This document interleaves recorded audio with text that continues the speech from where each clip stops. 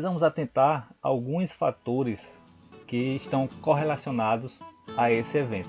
As questões internacionais são elas, principalmente, a independência dos Estados Unidos em 1776, a Revolução Francesa em 1789 e a independência das colônias espanholas, tendo em vista que, por um lado, parte da América Latina pertencente a Portugal, outra parte pertencente à Espanha.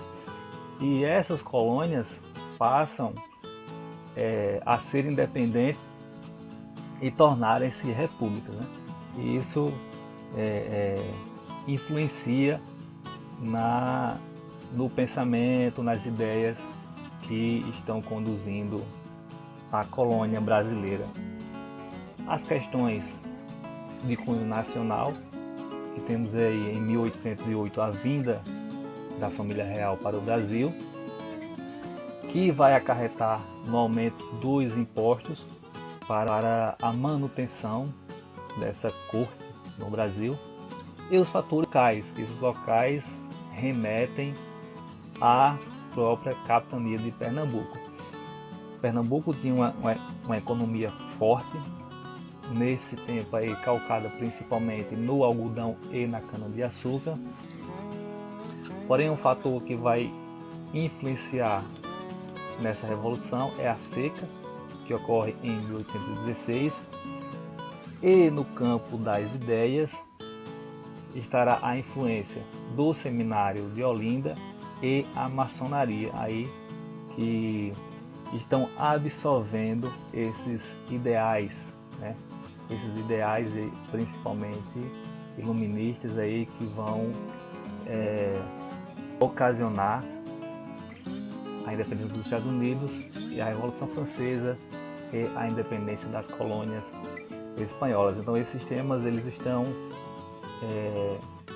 fervilhados no seminário de Olinda e na maçonaria em Pernambuco. E a revolução em si, como que ela ocorre? No dia 6 de março de 1817, o capitão de artilharia José de Barros Lima, conhecido como Leão Coroado, matou o brigadeiro Manuel Joaquim Barbosa de Castro ao receber deste voz de prisão, por ordem do governador, por ser considerado um dos promotores da agitação na província de Pernambuco. Já existia, portanto, esses rumores, e esses rumores vão chegar até o governador, e ele vai determinar então a prisão desses que estão sendo acusados de planejarem, de conspirarem um motim contra o governo. Já tinha acontecido outras prisões no momento em que o Leão Coroado ele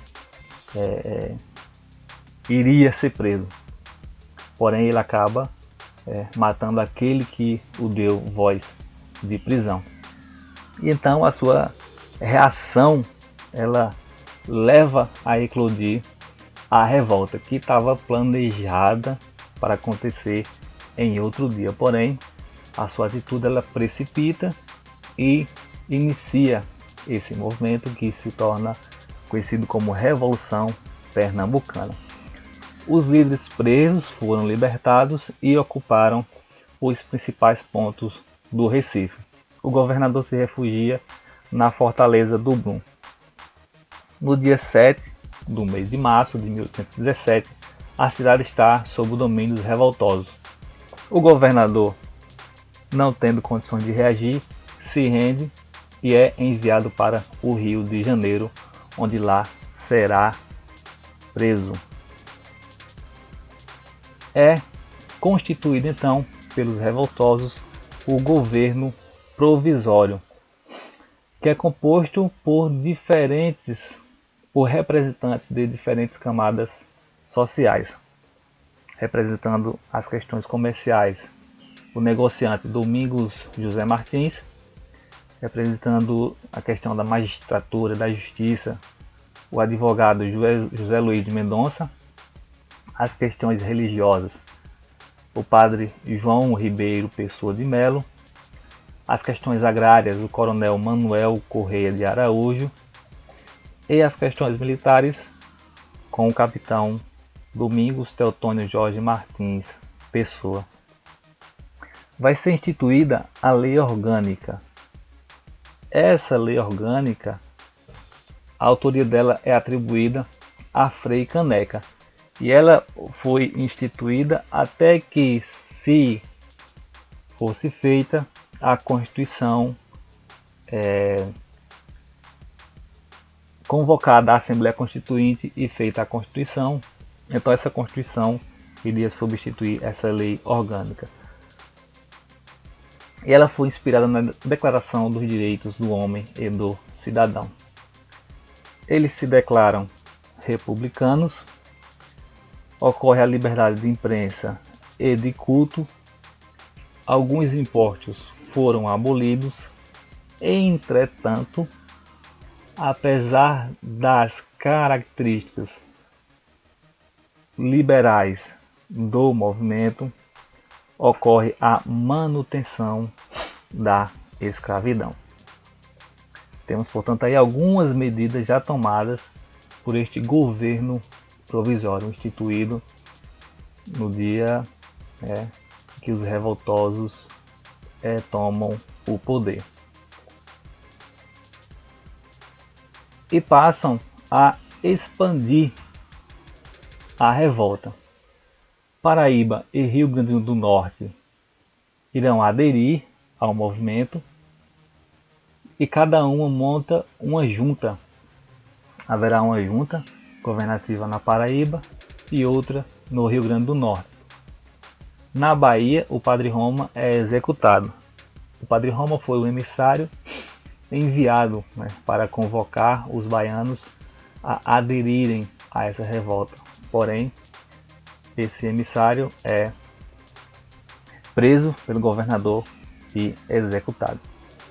No Ceará, a família Alencar tenta fazer um levante, mas não obtém êxito, portanto, o Ceará não irá aderir.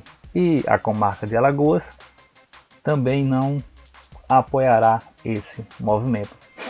Cruz Cabugá é enviado aos Estados Unidos como embaixador para tentar uma ajuda externa, um apoio a esse movimento republicano.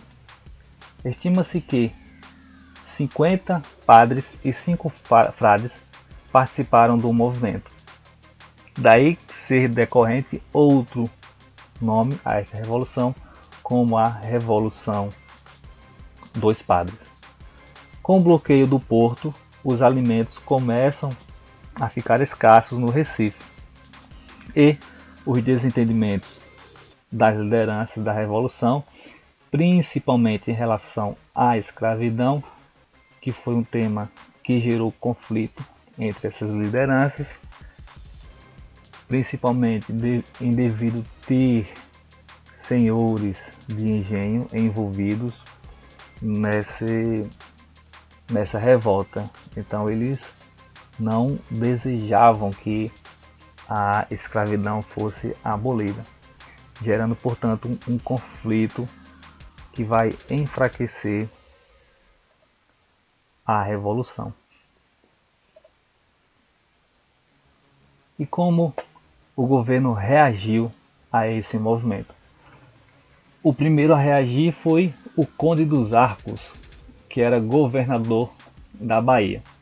Ele prendeu e executou o Padre José Ribeiro Inácio de Abreu e Lima, mais conhecido por Padre Roma, aquele que foi enviado à Bahia para convocar os baianos para aderirem a esta revolta e a esse movimento republicano. E também enviou os navios para bloquear o porto do Recife e homens por terra. E do Rio de Janeiro também foram enviadas mais tropas para combaterem a revolta. Essa ilustração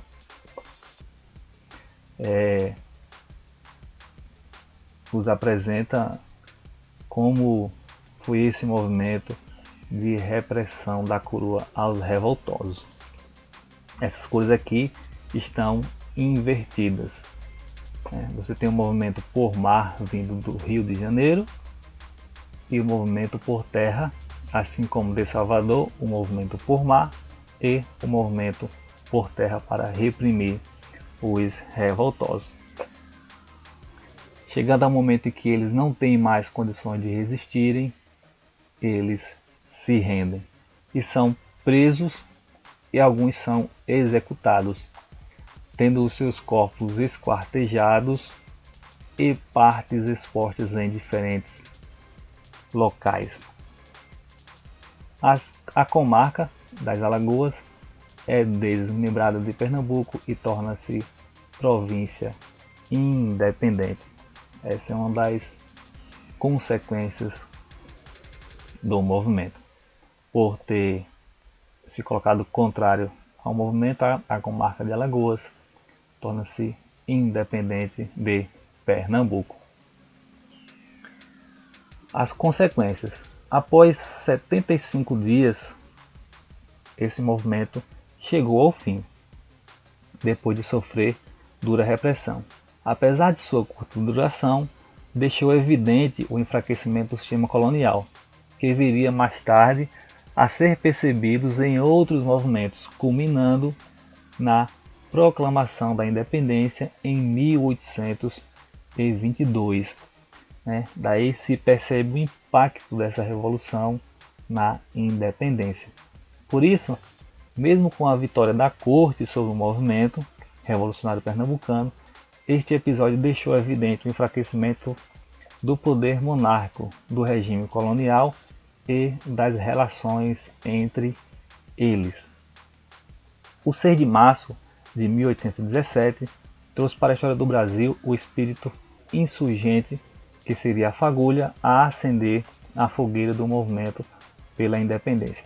Foi ela, em nível político, quem levantou alto a bandeira da independência da República, do liberalismo, do constitucionalismo e da descentralização administrativa. E em nível social, foi ela quem realizou a primeira insurreição, de que participaram todos os segmentos da sociedade. Vamos, portanto, às questões referentes ao tema abordado. Duas questões da UPE-NET. A luta pela emancipação das colônias contou com a presença dos ideais iluministas dominantes na Europa. No Brasil, a rebelião de 1817. A alternativa A assumiu as ideias de Rousseau, sendo favorável à implantação de uma democracia com liberdade para todos. Aqui está o erro da questão, pois não foi para todos, tendo em vista que a escravidão não foi abolida. Portanto, letra A, incorreta. Lutou contra a permanência da escravidão, não deixando de militarmente derrotar as tropas portuguesas. Letra B também, não houve essa luta contra a permanência da escravidão. Letra C, conseguiu ajuda externa para enfrentar Portugal, devido ao seu ideário não era radicalmente liberal, pois houve a manutenção da escravidão. Era liberal, mas não radicalmente liberal. E nem houve sucesso nessa ajuda externa. Portanto, a alternativa C também incorreta. Teve vacilações políticas com relação ao fim da escravidão, embora incorporasse muitos ideais liberais. A alternativa D está correta, pois em relação ao fim da escravidão foi um tema que deixou a desejar.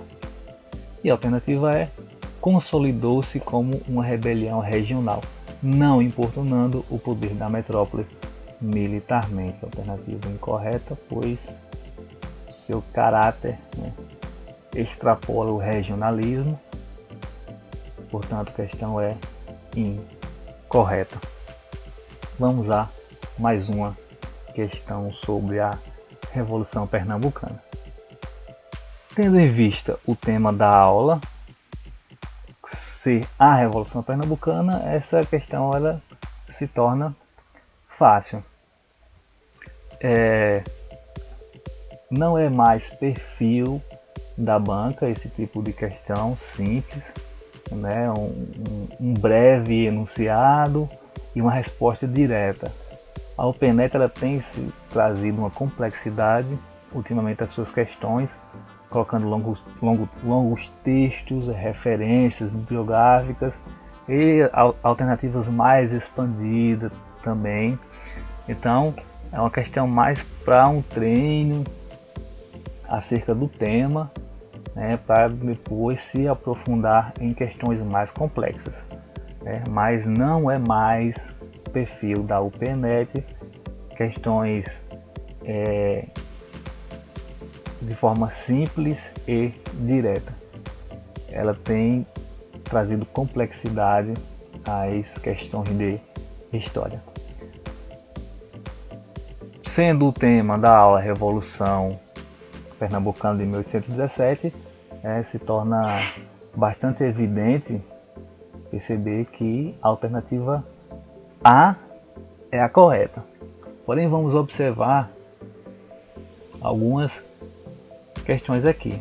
Já eliminaríamos, né, a Sabinada, pois não tem nada a ver com Pernambuco, ocorre na Bahia.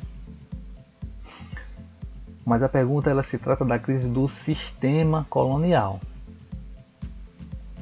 O Brasil colonial, portanto, está fora a Confederação do Equador, pois ocorreu no tempo do Império, assim como a Revolução Praeira, que também é no Império. E daí poderia sobrar a dúvida entre a Revolução de 1817 e a Guerra dos Palmares, tendo visto que essa também foi no Brasil colonial. Porém, se trata de revolta política. A Guerra dos Palmares foi uma revolta de caráter social, né? Temos, portanto, sem sombra de dúvida, a alternativa letra A é a correta. Desta forma, encerramos mais uma aula. E inspirado em Frei Caetano, Frei Caneca, ó Pernambuco, a par de tua glória, voarei à eternidade. Não esqueça, esse material pode ser baixado gratuitamente por meio do link na descrição ou através do nosso blog. Inscreva-se no canal, deixe seu comentário se tiver alguma dúvida pertinente ao tema. Todos e até a próxima.